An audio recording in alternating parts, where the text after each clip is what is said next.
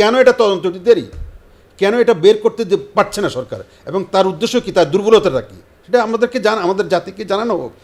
কারা আক্রমণ করেছে? আওয়ামী আমলে আমরা দেখছি কোনো ঘটনা ঘটলে এটা তদন্ত হইতে হইতে ততক্ষণে এটা জাস্টিস ডিলাইড যে কথা বলা হইতো, তদন্ত হইতে এটার দিনের আলো দেখতে দেখতে মানুষ এটা ভুলে যায়। সে একই অবস্থায় কেন এটা তদন্তটি দেরি, কেন এটা বের করতে পারছে না সরকার, এবং তার উদ্দেশ্য কি, তার দুর্বলতাটা কী, সেটা আমাদেরকে আমাদের জাতিকে জানানো হোক। কারা আক্রমণ করেছে সেটা বিচার হোক, কোনো অসুবিধা তো নেই, আমাদের কোনো অসুবিধা নেই, এটার সাথে কোনো আমাদের দ্বিমত নেই। আমি ব্যক্তিগতভাবে তো মোটেও দ্বিমত পোষণ করি না, যে কোনো ঘটনার তদন্ত উদ্ঘাটন করা হোক। তো এই সরকার তো এইসব কাজগুলো খুব সুইফট করতে পারে, দ্রুত করতে পারে, কারণ তাদের তো কোনো পিছুটান নেই, তাদের তো কোনো আপনার মানে দুর্বলতা নাই কোনো দলের প্রতি, কোনো গোষ্ঠীর প্রতি বা ক্ষমতার প্রতি। সুতরাং তারা এটা কেন করছে না, এটা একটা রহস্য। এটা তাদের নির্লিপ্ততা, অযোগ্যতা, নানা কিছুই এগুলোতে প্রকাশ পায়।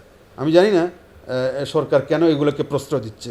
তবে এই সরকারের কাছে মানুষের এগুলোই দাবি মূলত, যে তুমি কিছু করতে পারো আর না পারো, দেশে একটা সুষ্ঠু ধারার রাজনীতির একটা সূচনা বা একটা পদক্ষেপ শুরু করে দাও, যাতে করে রাজনৈতিক সরকারগুলো সেটা ফলো করে।